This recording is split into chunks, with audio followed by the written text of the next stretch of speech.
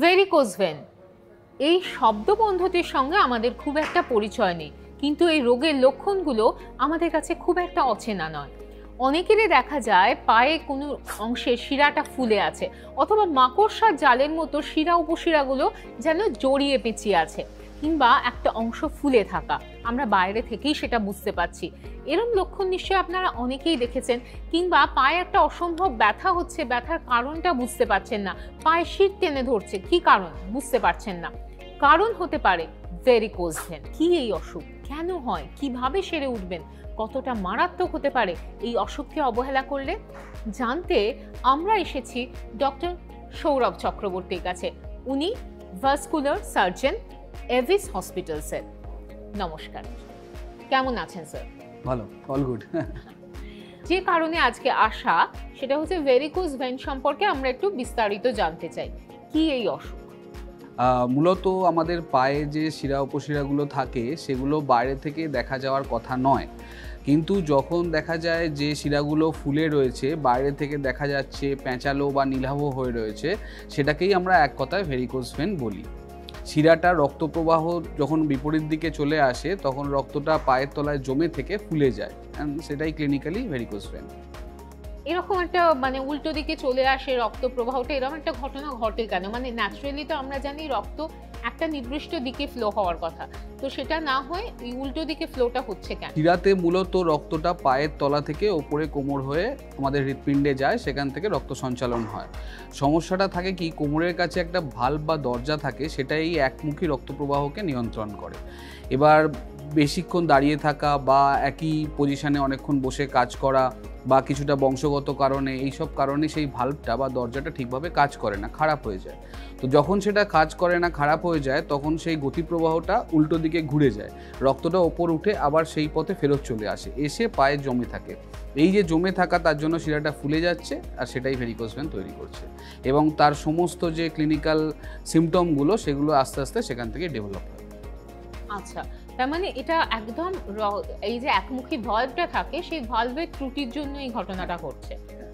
তাহলে এই ভেরিকোজ ভেনকে আমরা বলতে পারি এটা রক্ত প্রবাহের ত্রুটি, বা রক্ত যে নালী দিয়ে প্রবাহিত হচ্ছে সেটার কোনো ত্রুটির কারণেই এটা ঘটছে।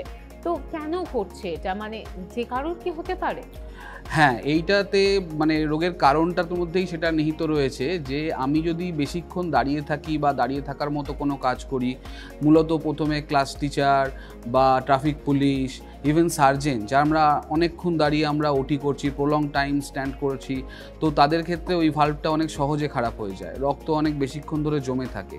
তো এই ধরনের প্রফেশনের সাথে যুক্ত, বা ধরুন হোটেলের কুক যিনি অনেকক্ষণ দাঁড়িয়ে আছেন, সেভারাল অনেক লোক আছেন, তাদের এই নিজের কাজের বা এই দাঁড়িয়ে থাকার কারণের জন্যই ভেরিকোজ ভেনটা ডেভেলপ করছে। এটা খুবই একটা অ্যালার্মিং ব্যাপার, কারণ আমাদের বহুজনকে দাঁড়িয়ে কাজ করতে হয়, বিশেষত আমরা যারা সংবাদ মাধ্যমে রয়েছি, সারাদিন দাঁড়িয়ে দাঁড়িয়ে রিপোর্টিং করা, ফিল্ডে যাওয়া, সেখানে বসার জায়গা থাকে না, তাহলে তো আমাদেরও এরকম হতে পারে। ডেফিনেটলি যখন সিমটম অ্যাপিয়ার করছে তখন সেটাকে ইগনোর একদম করা উচিত না। It is very common, anybody যে দাঁড়িয়ে কাজ করছেন অনেকক্ষণ একই পজিশনে, তখন তাদের এটা ডেভেলপ হওয়ার চান্স অনেক গুণ বেড়ে যায়, প্যাথোলজিক্যালি অনেক গুণ বেড়ে যায়। তার মানে এইটা এমন কোনো অসুখ নয় যে জন্ম থেকেই হতে পারে বা কিছু? হ্যাঁ, কিছু ক্ষেত্রে ধরুন যে বললাম, এটা 20 to 40% ক্ষেত্রে ভালভ ড্যামেজের চান্সটা হেরিডিটারি, ধরুন সেই যে দরজাটা বা ভালভটা রয়েছে সেটা জন্মগতভাবেই ত্রুটিপূর্ণ। সেটা হলে কি হবে, আমি বা আমার বাড়িতে বাবা, কাকা, ভাই যারা আছে তাদের থাকবে, বা বোন, দিদি যারা আছে তাদের থাকবে, বাট সেটা থাকলেও যদি তারপরও আমি বেশিক্ষণ দাঁড়িয়ে থাকি তাহলে ডিজিজটা অনেক তাড়াতাড়ি প্রকাশ পাবে। বাট তাছাড়াও অনেকক্ষণ ধরে দাঁড়িয়ে থাকলে সেটা যে কোনো ফ্যামিলিতে যে কোনো সময়ই নতুন করে তৈরি হতে পারে। তো anything that is problem create করছে ওই ভালভটার ফাংশানে, সেখান থেকে ডিজিজটা তৈরি হয়। এই যে আপনি আমরা আলোচনা শুরু করলাম যেখান থেকে, ওই রক্ত একটা মনে হয় যে মাকড়সার জালের মতো ভেনগুলো জড়িয়ে আছে, কোনো সময় কোনো একটা পার্টিকুলার অংশ ফুলেও যায়, তো এছাড়া কি লক্ষণ? হ্যাঁ, প্রথমে মূলত লক্ষণের দিক দিয়ে আসতে গেলে পা ব্যথা, এটা একটা অন্যতম সিমটম। পা ব্যথা, পায়ে শিরা ফুলে গিয়ে সেইখানে টান ধরা, বা অনেক ক্ষেত্রে নাইট ক্র্যাম্প, ধরুন রাতে শুয়ে আছেন বা একই পজিশনে বসে থাকার পর পায়ে টান ধরা, সেটাই হালকা হাঁটাচলা করলে কমে গেল, বা কিছুক্ষণ দাঁড়িয়ে থাকার পর আর দাঁড়িয়ে থাকতে পারছেন না, এই ধরনের ব্যথা, এইগুলো হচ্ছে একদম পয়েন্ট আউট সিমটম অফ বা ভেরিকোজ ভেন। তো এইগুলো যদি থাকে তখন আমাদেরকে এটা ডায়াগনোসিস করতে হবে, মানে রক্তের গতি প্রবাহের পরীক্ষা করতে হবে। সেই পরীক্ষা এবং ক্লিনিক্যাল এক্সামিনেশন, এই দুটোর মাধ্যমেই আমরা জানতে পারবো যে ভেরিকোজ ভেন আছে কিনা বা এরপর আমরা কি করব। এই পায়ে শিরা টেনে ধরার সমস্যাটা কিন্তু প্রচুর লোকের আছে, মানে এটা কি ভেরিকোজ ভেনের সঙ্গে রিলেটেড হতে পারে? অবশ্যই অবশ্যই, কারণ একটা জিনিস বুঝুন যে ভালভ খারাপ হওয়ার জন্য রক্তটা উপর থেকে নিচে ফেরত আসছে, এই যে রক্তটা হৃৎপিণ্ডে না গিয়ে রক্ত ফেরত এসে জমে রইল, এটার মধ্যে কিন্তু অক্সিজেনের পরিমাণ ভীষণ কম, এটা ডিঅক্সিজেনেটেড ব্লাড। এই ডিঅক্সিজেনেটেড ব্লাড যখনই মাসেলে টাচ করছে তখন সেখানে পেন অ্যারাইজ করছে। মাসেল নিডস অক্সিজেন, আমাদের মাংসপেশি কাজ করে অক্সিজেনে দিয়ে, তো সেখানে যদি অক্সিজেন না পৌঁছয়, ডিঅক্সিজেনেটেড ব্লাড পৌঁছয়, সেটা কাজ করবে না। মাসেল উপযুক্ত পরিমাণে না কাজ করলে আপনার পায়ে টান ধরবে, তখন আপনি যদি হাঁটাচলা করেন তখন কিছুটা রক্ত আবার উপরে হার্টে যাবে, সেখান থেকে ফ্রেশ অক্সিজেন নিয়ে আসবে, দিয়ে কমবে। টান ধরলে আমরা সাধারণত হাঁটাচলা করে দেখি কিছুক্ষণ পর ঠিক হয়ে যায়। Exact mechanism is this. এবার আপনার পায়ে বেশি পরিমাণে রক্ত জমে থাকলে তখন আর শুধু হাঁটাচলাতেও হবে না, তখন আমাকে কিছু প্রসিডিওর করতে হবে যাতে সেখানে এই রক্ত জমে থাকার সমস্যাটা বন্ধ হয়। বেশ, মানে এটা কি শুধু পায়ের ক্ষেত্রেই হতে পারে নাকি হাতে বা অন্যান্য? হ্যাঁ, তার কারণটাও খুবই বিজ্ঞানসম্মত। আমরা যখন দাঁড়িয়ে থাকি, গ্র্যাভিটি বা মাধ্যাকর্ষণের মূলত চাপটা পড়ছে পায়ের ওপর, তো পা সবচেয়ে বেশি এফেক্টেড হয়। আর আমরা যতটা নিজের হাতকে মুভমেন্ট করি ততটা নিজের পাকে মুভমেন্ট করি না। তো এই যে হাত কখনো এরকম রয়েছে, কখনো ওপরে উঠছে, তাহলে কি হচ্ছে, দুটো ডাইরেকশানেই হাতটা থাকছে, তো ব্লাডটা ফ্লো হয়ে যাচ্ছে। কিন্তু পা কখনো উল্টে আমরা তো থাকি না, তো অবভিয়াসলি পুরো গ্র্যাভিটির চাপটা, পুরো বডি ওয়েটটা আমার পা দিয়ে যাচ্ছে, পুরো প্রেশারটা পায়ের ওপর পড়ছে, এই জন্য ভেরিকোজ ভেন পায়েই হয়। আচ্ছা, তো মানে আপনার সঙ্গে কথা প্রসঙ্গে আমার মনে একটা মানে ডাউট এলো, সেটা হচ্ছে তাহলে কি ওজন যাদের বেশি হয় তাদের কি ভেরিকোজ ভেনের মানে আশঙ্কাটা বৃদ্ধি পায়? হ্যাঁ, এইটা ব্যাপারটা থাকে যে কাদের ক্ষেত্রে ভেরিকোজ ভেনের সম্ভাবনাটা বেশি। বডি ওয়েটটা এর ক্ষেত্রে ভীষণ ইম্পর্টেন্ট একটা ফ্যাক্টর। ধরুন ভালভ ড্যামেজের জন্য বডি ওয়েট যাদের কম তাদেরও হতে পারে, বংশগত কারণে হতে পারে, কিন্তু যাদের ওজন বেশি প্লাস দাঁড়িয়ে থাকতে হচ্ছে বা বসে থাকতে হচ্ছে একই কাজে একই পজিশানে, তো তাদের ক্ষেত্রে ভেরিকোজ ভেন হওয়ার চান্সটা অনেক গুণ বেশি। আর কিছু ক্ষেত্রে এরপর আর কি কারণে হতে পারে, এর মধ্যে মহিলাদের ক্ষেত্রে ভেরিকোজ ভেন হওয়ার চান্সটা অনেক বেশি, মূলত যাদের পোস্ট প্রেগনেন্সি, মানে আমাদের pregnancy is a blood hyper coagulable state, মানে সেই সময় ব্লাডের কোয়াগুলেশনে কিছু চেঞ্জেস আসে, তারপর এই ভালভের মানে কাজ করার প্রবণতাটা আরও কমে যায়, মানে এই ভালভের খারাপ হওয়ার চান্সটা আরও বেড়ে যায়। তো বহু মানুষের দেখা যায় যে প্রেগনেন্সির পর এই ভালভ খারাপ হওয়ার জন্য ভেরিকোজ ভেন ডেভেলপ করলো। এছাড়া কিছু সংখ্যক মহিলাদের দেখা যায় প্রেগনেন্সির সময় ডিভিটি হয়, মানে ডিপ ভেন থ্রম্বোসিস হয়। তো এই ধরনের ভেনাস প্রবলেম যেসব মহিলাদের হচ্ছে তাদের ক্ষেত্রে ভেরিকোজ ভেনের থাকার সম্ভাবনা অনেক গুণ বেশি। অনেকে হয়তো বাড়ির বাইরে বেরোচ্ছেন না, কিন্তু বাড়ির ভিতরেও তো অনেককে দাঁড়িয়ে কাজ করতে হয়, যেমন রান্না বান্নার কাজ যারা করেন তাদের ক্ষেত্রেও কি এই আশঙ্কা রয়েছে? এবং এটা খুব স্বাভাবিক, আমাদের একটা মাইন্ডসেট এরকম থাকে যে মানুষটা বাইরে দাঁড়িয়ে অনেকক্ষণ কাজ করছে তার এই প্রবণতাটা বেশি, কিন্তু আমরা অনেকাংশে ইগনোর করে যাচ্ছি বাড়িতে যিনি দাঁড়িয়ে রান্না করছেন বা ঘরের কাজ করছেন, বাচ্চাদের খেয়াল রাখছেন, তাকেও অনেকাংশে দাঁড়িয়ে থাকতে হচ্ছে, বাচ্চা কোলে নিয়ে একটা ওয়েট বিয়ারিং ব্যাপার। তো এই ধরনের ক্ষেত্রে ভেরিকোজ ভেনটা অনেক বেশি পরিমাণে প্রোগ্রেস করে যায় এবং সেটা আমরা ইনিশিয়ালি হয়তো ইগনোর করি, তারপর যখন আমরা জানতে পারি দ্যাট ইজ অনেক লেটার স্টেজে গিয়ে, তখন আমাদের ট্রিটমেন্ট পদ্ধতিটাও অনেক জটিল হয়ে যেতে পারে। আমি কিছু কিছু ক্ষেত্রে শুনেছি যে যাদের মা ঠাকুমা বা দিদা কারো ভেরিকোজ ভেন রয়েছে, সেসব বাচ্চাদেরও ভেরিকোজ ভেন দেখা যায় ছোট থেকে, তো তাদেরও কি চিকিৎসাটা ছোট থেকেই নেওয়া প্রয়োজন, মানে কেয়ারটা ছোট থেকেই নেওয়া প্রয়োজন? হ্যাঁ, এটা খুব মজার বিষয়। বাচ্চাদের ক্ষেত্রে মোটামুটি ধরুন টিনেজ, এই সময় গিয়ে আমরা অসংখ্য ভেরিকোজ ভেনের কেস পাই। এবার ইনিশিয়ালি সেটাকে আমরা গ্রোথ পেন হিসেবে করি, বা দেখা যায় যে তার মানে সে বাচ্চারা তো নর্মালি ছটফটে হয় বা অনেক মোবিলিটি তাদের বেশি হয়, তো তাই জন্য সেটা সাবডিউ করে যায়। বাট ঠিক যে সময়টায় গিয়ে তাকে একই পজিশনে ধরে অনেকক্ষণ পড়াশোনা করতে হচ্ছে বা অনেক কাজ করতে হচ্ছে, তখন গিয়ে সিমটমটা খুব র্যাপিডলি প্রকাশ পায়। তো সেক্ষেত্রে আমি নিজের প্র্যাকটিসের ক্ষেত্রে দেখেছি মোটামুটি 12-13 বছর বয়সের পেশেন্টকেও আমাদেরকে প্রসিডিওর করতে হয়েছে, মূলত বংশগত কারণে, কারণ তার জন্ম থেকেই ভালভটা কাজ করছে না, তো তাকে ডায়াগনোসিস করে মোস্টলি আমরা অবাক হলেও অ্যাথলিটদের ক্ষেত্রে আমাদের এটা বেশি দেখতে পাই, অনেক জুনিয়র রানাররা এসছে যাদেরকে আমাদের প্রসিডিওর করতে হয়েছে, and thereafter they are all good. Army person just 18 years এজে সে আর্মিতে জয়েন করছে, তাদের আমরা প্রসিডিওর করছি এবং তারা তারপর সাকসেসফুলি আর্মি জয়েন করছে। আমরা তো ডাক্তারবাবুর কাছে ততক্ষণ যাই না যতক্ষণ না রোগটা একদম মাথাচাড়া দিয়ে ওঠে। আসলে কোন উপসর্গগুলো দেখা দিলে তখন আর ফেলে রাখা যাবে না, যেতেই হবে ডাক্তারবাবুর কাছে? ভেরিকোজ ভেন এই রোগটার অ্যাওয়ারনেস নিয়েই আমাদের এখন অনেক কাজ করতে হচ্ছে, কারণ অনেক মানুষ জানেন না যে অ্যাকচুয়ালি জিনিসটা কী। তো সেই না জানার কারণেই তারা দেরিতে পৌঁছচ্ছে না আমাদের কাছে, এটা একটা সমস্যা রয়েছে। হ্যাঁ, প্রথমত যে সমস্যাটা আমরা পাই সেটা হলো ব্যথা।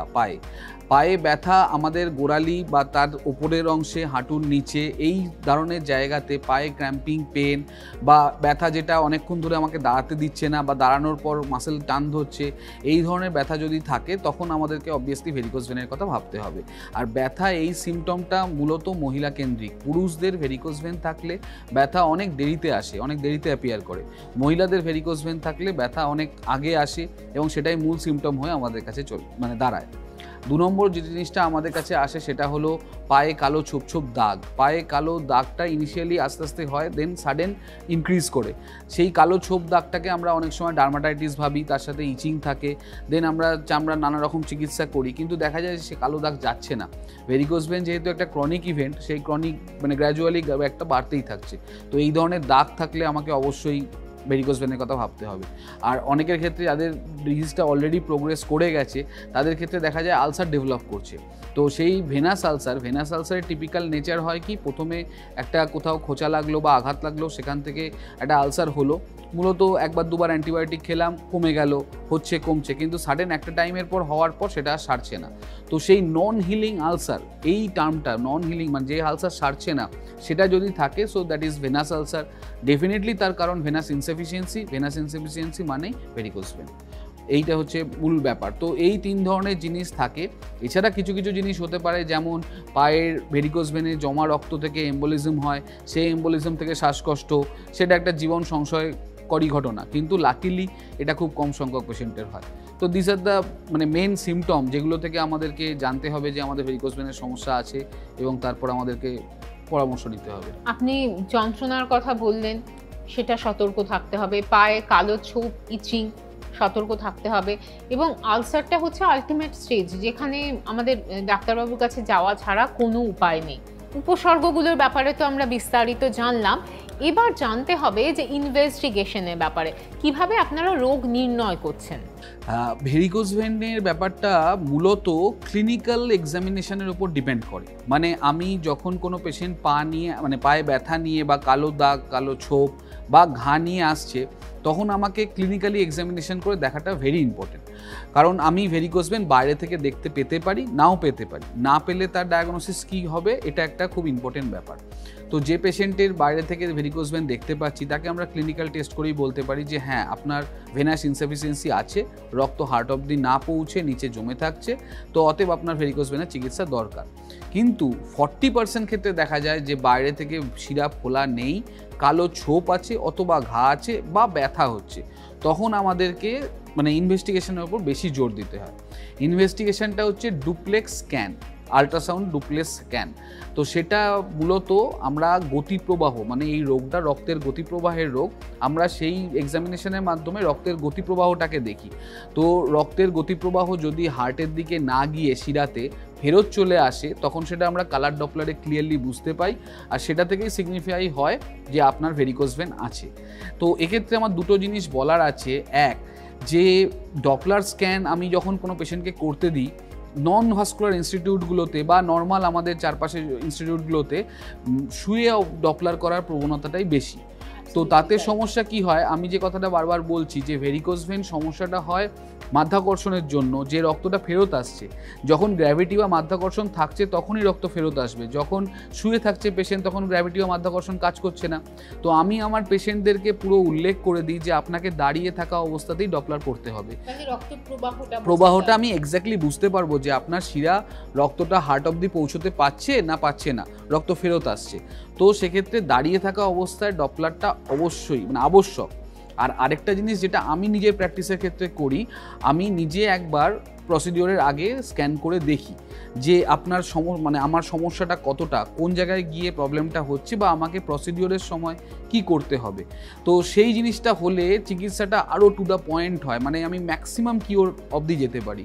তো এই দুটো জিনিস যদি ফলো করা হয়, আমার মনে হয় ভেরিকোজ ভেন ডায়াগনোসিসের ক্ষেত্রে কোনো প্রবলেম হওয়ার কথা না। এটা খুব সহজেই ডায়াগনোসিস করা সম্ভব, জানতে পারা যায় যে ভেরিকোজ ভেন আছে কি নেই। এবার জানতে পারা গেল, তারপরে কি? মূলত এখন ভেরিকোজ ভেন চিকিৎসাটা মানে বিগত 10-15 বছরের তুলনায় অনেক চেঞ্জ হয়ে গেছে, মানে একটা মানে হিউজ টেকনিক্যাল ইমপ্রুভমেন্ট এসছে আমাদের কাছে। তো এখন যে মানে ট্রিটমেন্টটা আছে সেটা টোটালি কাটা ছেঁড়া বিহীন, মানে মিনিমাল ইনভেসিভ বা নন ইনভেসিভ প্রবলেম মানে জায়গায় চলে গেছে। কীরকম, আমরা এখন যে চিকিৎসাটা করি সেটা মূলত 3টে সিঁড়ির ওপর দাঁড়িয়ে রয়েছে। 1 নম্বর হচ্ছে EVRF, 2 নম্বর EVLT, 3 নম্বর হচ্ছে গ্লু থেরাপি। 3টের মূল উদ্দেশ্য হচ্ছে কোনো রকম কাটাছেঁড়া বিহীন একটা লিমিটেড টাইম বা আধ ঘন্টা 1 ঘন্টার প্রসিডিওরের মাধ্যমে আমি আপনার ভেরিকোজ ভেনের কিওর বা সুস্থতা এনে দেবো। কী করা হয় তাতে, আমরা গোড়ালির কাছে একটা ইঞ্জেকশন দিয়ে একটা অ্যাক্সেস পয়েন্ট করি, সেখান থেকে রেডিও ফ্রিকোয়েন্সি অথবা লেজার ফাইবারটাকে আমরা পাঠিয়ে দিই যেখানে ভেনটা তৈরি হয়েছে সেইখানে অবধি, এবং এই পুরো ভেনটাকে আমরা লেজার ফাইবার দিয়ে বা রেডিও ফ্রিকোয়েন্সি দিয়ে অ্যাবলেট করে একবারে বন্ধ করে দিই। তো তাতে সেই তখনই আমাদের ট্রিটমেন্টটা মানে ভেনটা যেটা প্রবলেম ক্রিয়েট করছিল সেটা তখনই বন্ধ হয়ে গেল, রক্তের যে ফিরে আসার ব্যাপারটা রয়েছে সেটা তখনই বন্ধ হয়ে যায়। এবার কি, রক্তের ভেতরের শিরা এবং বাইরের শিরার মধ্যে কিছু পারফোরেটর থাকে, সেইগুলোকে ওই লেজার ফাইবার বা রেডিও ফ্রিকোয়েন্সি ফাইবার পৌঁছতে পারে না। মানে ধরুন একটা ছোট শাখা, বড় নদীর একটা ছোট শাখা, একদম। তো সেই আন্তঃশিরা যেগুলো থাকে সেইগুলোকে আমরা ইনজেকশন স্ক্লেরোথেরাপির মাধ্যমে বন্ধ করে দিই। তো এইরকম একটা ট্রিটমেন্ট পদ্ধতির মাধ্যমে আমরা এখন ভেরিকোজ ভেনটাকে কিওর করি। এখানে মানে ওপেন সার্জারির কোনো ব্যাপার নেই, কারণ যখনই ওপেন সার্জারির কথা আসে আমাদের মনের মধ্যে একটা ভয় কাজ করে। আমি আরো ভালোভাবে বলি, আজ থেকে 15 বছর আগে চিকিৎসা পদ্ধতিটা ছিল স্ট্রিপিং এর মাধ্যমে, মানে ভেনটাকে যে শিরাটা আমাকে সমস্যা তৈরি করছে তাকে আমি ওপর থেকে নিচ থেকে বেঁধে কেটে বাদ দেব, কিন্তু তাতে রিকারেন্স রেটটা মানে আবার হওয়ার চান্সটা অনেক গুণ বেড়ে যেত।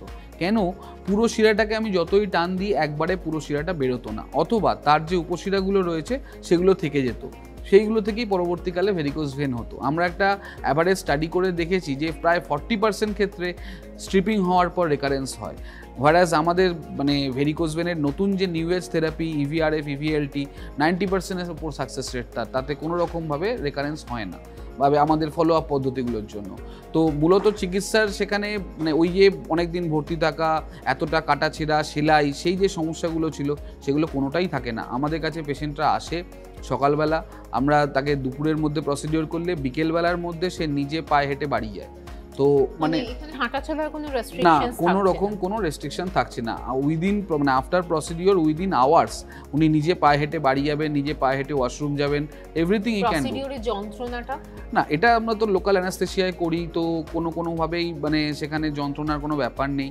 আর আমাদের ভাস্কুলার টিমের মধ্যে একজন কোয়ালিফাইড অ্যানাস্থেসিওলজিস্টও থাকেন, তিনি সেইটাকে মনিটর করেন, পেন ম্যানেজমেন্ট করেন, কারণ আমাদের কাছে পেশেন্টরা আসছে পেন নিয়ে, সো সেখানে পেন ম্যানেজমেন্টটা ভেরি ইম্পর্টেন্ট ইস্যু। আমাদের কাছে কোয়ালিফাইড অ্যানাস্থেসিওলজিস্ট থাকেন, তিনি সেই পেন ম্যানেজমেন্টের খেয়াল রাখেন। তো তাকে মনিটর ডোজে পেন কিলার্সও দেওয়া হয় যাতে সেই ব্যথাটা তার সেই দিনও অনুভব না হয়। তো এইভাবে আমরা এমন ট্রিটমেন্ট এখন এসেছে বা এমনভাবে ট্রিটমেন্টটা করি পেশেন্টের একটা পেনলেস সুচারলেস কিওর পসিবল। চিকিৎসার ক্ষেত্রে একদম উপসর্গ দেখা গেল, রোগ নির্ণয় হলো, চিকিৎসা হলো, একজন মানুষের সেরে উঠতে কমপ্লিটলি সুস্থ হয়ে স্বাভাবিক জীবনে ফিরতে কত সময় লাগে? হ্যাঁ, আমি যদি আরও স্পেসিফিক্যালি বলি, আমরা প্রসিডিওরটা যেদিনকে করলাম সেদিনকেই বিকেলবেলা বা কিছুক্ষণের মধ্যে ওনাকে আমরা ডিসচার্জ করে দিই, মানে ছুটি করে দিই। উনি নিজে পায়ে হেঁটে বাড়ি যান। তো তখন তার পায়ে একটা ব্যান্ডেজ থাকে, সেই ব্যান্ডেজটা আনুমানিক 7 থেকে 10 দিন অবধি রাখতে হতে পারে, but the bandage is very light. ওটা জাস্ট একটা মানে নর্মাল 4টে লেয়ারের কাপড় বাঁধার মতো ব্যান্ডেজ, যেটাতে আপনার কোনো রকমভাবে কাজ করতে অসুবিধা, ভারী ভাব, বাইক চালানো, আমাদের কাছে নর্মাল পেশেন্টরা জিজ্ঞেস করে ডাক্তার বাইক চালাতে পারবো কি না, বাসে উঠতে পারবো কি না, সিঁড়ি ওঠানামা করতে পারবো কি না, কোনো কিছুতে কোনো সমস্যা নেই। ধরুন কোনো মা এসছেন, যার ছোট্ট বেবি আছে, তাকে কোলে নিতে পারবো কি না, কোনো রেস্ট্রিকশন কোনো কিছুতে নেই, আপনি অফিস জয়েন করতে পারবেন। আমাদের কাছে বহু পেশেন্ট মানে আর্মি বা পুলিশে আছেন, তারা নিজেরা কাজে জয়েন করছেন, ডিউটি করছেন, উইদিন ফিউ ডেজ 2-3 দিন পরই উইথ দ্য ব্যান্ডেজ, কোনো অসুবিধা কারোর হয় না। তো it's a complete day care procedure, মানে আপনার সকাল থেকে দুপুরের মধ্যে উইদিন দ্য সানসেট আপনার এভরিথিং উড বি ডান। যেহেতু এই অসুখটা নিয়ে মানে এই ম্যানেজমেন্টের ব্যাপারটা নতুনভাবে ভাবা হচ্ছে, সেই জন্য জিজ্ঞেস করা, সেটা হচ্ছে যে এই ধরুন আমার লেজার সার্জারি দরকার পড়লো না, স্বাভাবিকভাবে কোনো ওষুধে বা অন্য কোনো পদ্ধতিতে কি এটা সম্ভব সেরে ওঠা? এক্ষেত্রে একটা জিনিস খুব মানে ইম্পর্টেন্ট বলে উল্লেখ রাখা, যে আমাদের এই রোগের কারণটা যে রক্ত প্রবাহের বিপরীত দিকে যাওয়াটা, তো সেই জিনিসটাকে কোনো ওষুধের মাধ্যমে ঠিক করা যায় না। There is no medicine which can change the blood flow, তাহলে আমাদের চিকিৎসা পদ্ধতি অন্যরকম হয়ে যেত। তো সেই যে সমস্যাটা রয়েছে সেটার জন্য আমরা কোনো ওষুধ দিয়ে ভেরিকোজ ভেনকে ঠিক করতে পারি না। এখন আমাদের যেটা আছে সেটা হচ্ছে একটা কম্প্রেশন থেরাপির ব্যাপার থাকে, স্টকিংসের ব্যাপার থাকে। তো স্টকিংসটা কি করে, ধরুন রক্ত প্রবাহটা বিপরীত দিকে আসার জন্য শিরাটাকে ফুলিয়ে দেয়, স্টকিংসটা বাইরে থেকে চাপ দিয়ে সেই শিরাটাকে ফুলতে দেয় না। তো সেই শিরাটা ফোলার আগে সেই চাপটা মেনটেন করে বলে রক্তটা আবার ওপরের দিকে চলে যায়। কিন্তু সেক্ষেত্রে দুটো জিনিস আপনাকে অবশ্যই মাথায় রাখতে হবে, যে স্টকিংসটা উপযুক্ত পরিমাণে পড়তে হবে। এই ধরনের স্টকিংসগুলো 20 থেকে 40 মার্কারি অবধি প্রেশার দেয়। গ্রেডেড আমাদের 1 to 4 গ্রেডেড স্টকিংস হয়। তো আমরা পেশেন্টকে দেখে এক্সামিন করে সেই গ্রেডের স্টকিংসগুলো তাকে দিই। তো সেই জিনিসটা অবশ্যই তাকে পায়ে চাপ দিয়ে রাখবে, তার পড়তে অসুবিধাই হবে প্রথম দিকে। তো সেই যে চাপটা দিয়ে রাখছে তার জন্যই জিনিসটা কাজ করে। তো সেটাকে পড়াটা অভ্যাস করাটা খুব জরুরি। মানে স্টকিংস, হ্যাঁ এটাই তো সমস্যা। মানে আমার কাছে এই সমস্যা নিয়ে পেশেন্টরা এসছে যে তাকে মোজা দেওয়া হয়েছিল, সে পড়তে পারেনি, তো তখন তার এই সমস্যাটা বেড়ে গেছে বা ঘা হয়ে গেছে। তো সেক্ষেত্রে মানে মোজা পরা যদি আমি অভ্যাস করতে না পারি, তখন আমার ইভিআরএফ বা ইভিএলটি বাদ দিয়ে আর সত্যি কোনো অপশান নেই। আপনি স্টকিংসের কথা বলছিলেন, কিন্তু আমার মনে একটা প্রশ্ন জাগছে, এই গরম, আমাদের দেশে গরমের দেশে স্টকিংস পরে থাকা কি সম্ভব? তো স্টকিংসের প্রোটোকল এটাই যে 10 থেকে 12 ঘন্টা আমাকে পড়তে হবে, বা তার সাথে যতক্ষণ আমি দাঁড়িয়ে থাকবো বা দাঁড়িয়ে কাজ করব সেই সময়টাতেও আমাকে স্টকিংস পরে থাকতে হবে, না হলে সেই একই পরিমাণ রক্ত পায়ের তলায় ফেরত এসে জমে থাকবে। তো স্টকিংসটা গরম থাকলেও পরা আমাকে অভ্যাস করতেই হবে। জাস্ট লাইক আমাদের আর্মি পার্সোনেলরা যেমন অনেক বরফের মধ্যেও দেশের প্রতিরক্ষার জন্য দাঁড়িয়ে আছেন, তো সেরকম তার যে কষ্ট করতে হচ্ছে, আপনাকে কষ্ট করে হলেও মোজা পরতে হবে। There is no chance. তো উইদাউট স্টকিংস এটা কনজারভেটিভ ম্যানেজমেন্ট ইজ ইম্পসিবল। আমি একটু জানতে চাইবো, অ্যাভিস হসপিটাল সারা ভারতে ভেরিকোজ ভেন নিয়ে কী ধরনের কাজ করছে? অ্যাভিস হসপিটাল নিয়ে বলতে গেলে প্রথমেই বলতে হয় এটার মূল মোটো হচ্ছে ভেনাস কেয়ার বা ভেরিকোজ ভেন কেয়ার। সারা ভারতবর্ষে এটার 22টা সেন্টার আছে এবং সবকটাই কেবলমাত্র ভেরিকোজ ভেন বা ভেনাস ডিজিজ নিয়ে কাজ করছে। এবং প্রায় লাস্ট 15 ইয়ার্স ধরে উই হ্যাভ গিভেন, মানে আমাদের 25,000-এরও বেশি হ্যাপি পেশেন্ট আছে যারা খুব ভালো আছেন, নিজের জীবিকা খুব ভালোভাবে নির্বাহ করছেন এবং তাদের কাজ করতে, দাঁড়িয়ে কাজ করতে কোনো রকম সমস্যা এখন হচ্ছে না। এবং আমাদের ট্রিটমেন্টের প্রোটোকল এবং ট্রিটমেন্টের সমস্ত ইকুইপমেন্ট জিনিস all are imported and all USFDA approved. এবং আমরা ক্লিনিক্যালি বিভিন্ন জার্নালের মারফত বিভিন্ন ইউরোপিয়ান ইনস্টিটিউটের সাথে এন্টাইটেল, যারা আমরা একই রকমভাবে কাজ করি এবং তাদের কাছ থেকে ডে বাই ডে বিভিন্ন পরামর্শ নিয়ে তাদের সাথে আমাদের থিসিস রিপোর্টগুলো পাঠিয়ে আমরা একসাথে কাজ করছি, যাতে আমরা একটা ওয়ার্ল্ড ওয়াইড একটা মোটো দিতে পারি যে ভেরিকোজ ভেন বা ভেনাস কেয়ারে we are giving the best care in the society. আর তার সাথে কলকাতাতে লাস্ট 1.5 বছর ধরে আমরা এটা নিয়ে কাজ করছি এবং পুরোপুরি একই রকমভাবে যেটা হায়দ্রাবাদের সাথে হচ্ছে, আমরা একই রকম কেয়ার এখানেও কলকাতাতেও দেওয়ার চেষ্টা করছি। মানে টেকনোলজিক্যালি ভীষণ ইকুইপড এবং সবসময় আমরা প্রচুর ডাক্তারকে হাতের কাছে পাচ্ছি। সবচেয়ে বেশি ব্যাপারটা আমরা যেটা নজরে রাখি, অন্যান্য হসপিটাল ইভেন ভাস্কুলার হসপিটালও বিভিন্ন বিষয়ে তারা একসাথে কাজ করে, কিন্তু অ্যাভিস হসপিটাল ইজ সেপারেট বা আলাদা তাদের থেকে। এই কারণে আমরা খালি এই জিনিসটার ওপরই, varicose when and it's complication, only এই সেক্টরটা নিয়ে ডিল করি এবং এটা নিয়ে আমরা আমাদের কিওরটাকে একটা সুপ্রিম লেভেলে নিয়ে যাওয়ার চেষ্টা করছি। তার মানে ইনভেস্টিগেশনের পর প্রপার ওয়েতে ট্রিটমেন্ট, এবং ট্রিটমেন্টটা তখনই শেষ হয়ে যাচ্ছে না, ফলো আপ কেয়ারটা খুব ইম্পর্ট্যান্ট। আমি এই বিষয়ে একটা তথ্য জানতে পেরেছি, সেটা হচ্ছে এই ভেরিকোজ ভেন নিয়ে আমাদের পরিচিত অনেকে আছেন যারা আগে চিকিৎসা করিয়েছেন রাজ্যের বাইরে গিয়ে, কিন্তু তারা এই যে হয় ফিরে এসে আবার সিমটম দেখা দিল কি কিংবা কোনো অসুবিধে হলো, ফলো আপ করতে আবার রাজ্যের বাইরে যেতে হবে, এই ব্যাপারটা কিন্তু অনেকেই আর করে উঠতে পারেন না। সেক্ষেত্রে কি উপায়? বহু পেশেন্ট আমাদের কাছে প্রতিনিয়ত এই সমস্যা নিয়ে আসছেন। এই যে আমি ফলো আপ কেয়ারটার কথা বললাম, যে তারা বাইরে দক্ষিণ ভারতে চিকিৎসা করেছেন, বাট ফলো আপের জন্য তারা যেতে পারছেন না। তো ইভেন আমাদের অ্যাভিস হসপিটালেরও সারা ভারতবর্ষে 22টা সেন্টার আছে। তো আমি নিজে হায়দ্রাবাদের সেন্টারে ছিলাম, তো সেখান থেকে এই যে আমরা এসছি এখানে ট্রিটমেন্টটা প্রোভাইড করার জন্য, তো যাতে এই ফলো আপ কেয়ারটা প্রপারলি আমরা এগোতে পারি।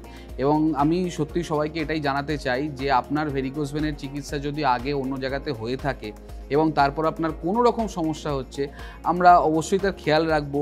দক্ষিণ ভারত যেতে পারছেন না বলে আপনি সেটাকে লুকোবেন না বা চেপে রাখবেন না রোগটাকে, কারণ তাহলে সেটা আবার রেকারেন্স হয়ে পুরোপুরি ভেরিকোজ ভেনের আকার ধারণ করতে পারে, বা আলসার হতে পারে, ডিভিটি হতে পারে, যত রকম কমপ্লিকেশানস আছে সবই হতে পারে। তো সেখানে দাঁড়িয়ে আপনি আসুন, আপনার নিয়ারেস্ট যে ভাস্কুলার সার্জন ডাক্তারবাবুকে আপনি পাবেন, আমাদের কাছে আসতে পারেন, আমরা তার প্রপার খেয়াল অবশ্যই রাখবো। ফেলে রাখার কোনো মানে হয় না।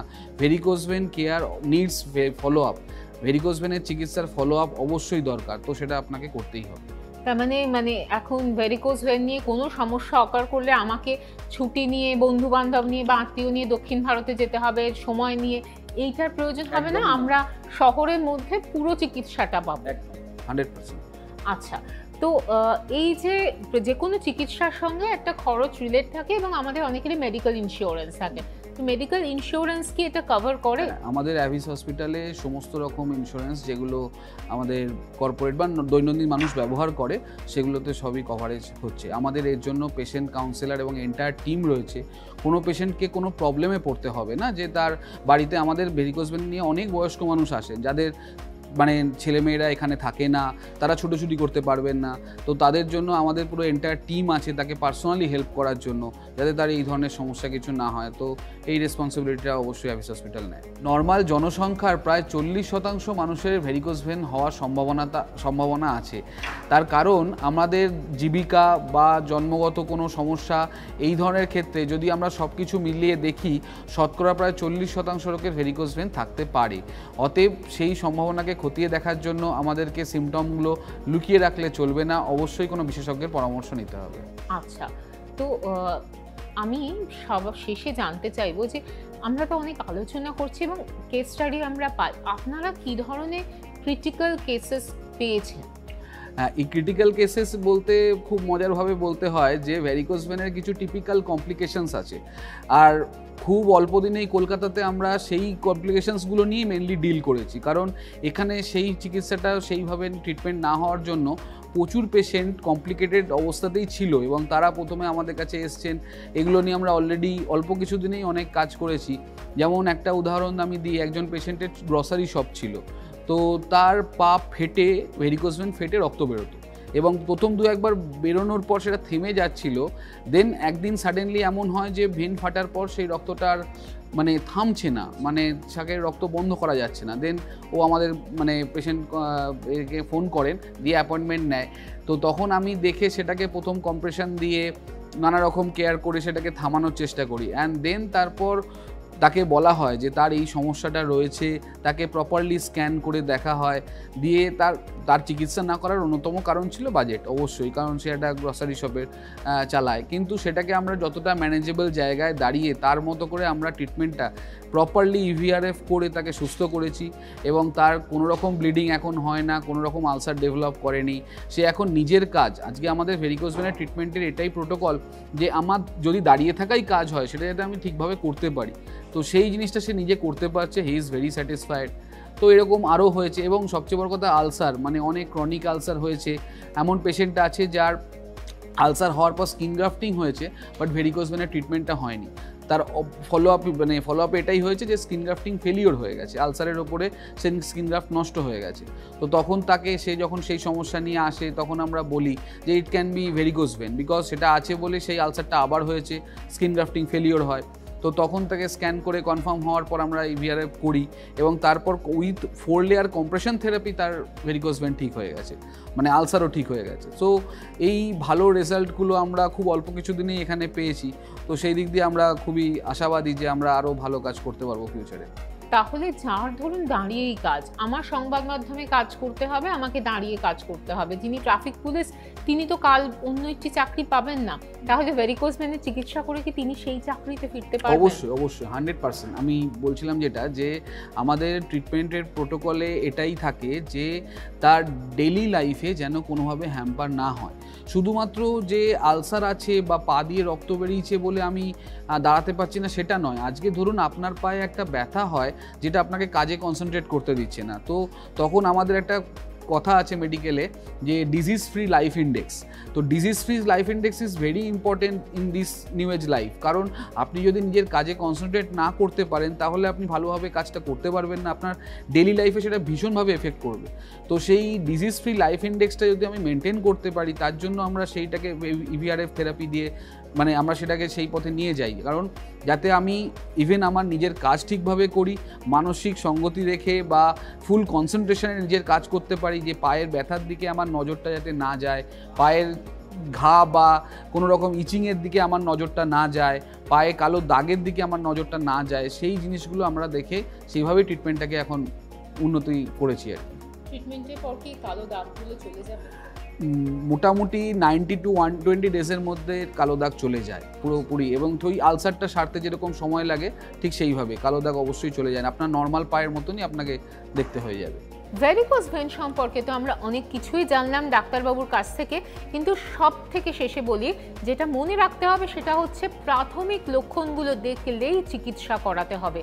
চিকিৎসায় দেরি হলে কিন্তু ফল মারাত্মক হতে পারে, তাই অবহেলা নয়, উপসর্গকে চিহ্নিত করতে পারলে চিকিৎসকের কাছে যান এবং চিকিৎসা শুরু করুন। আর আপনাদের পরিষেবা দিতে হাজির অ্যাভিস হসপিটালস কলকাতাতে। আপনাদের সকলকে আমি এবিপি লাইভের তরফ থেকে শুভ কামনা জানাই আর ডাক্তারবাবুকে ধন্যবাদ।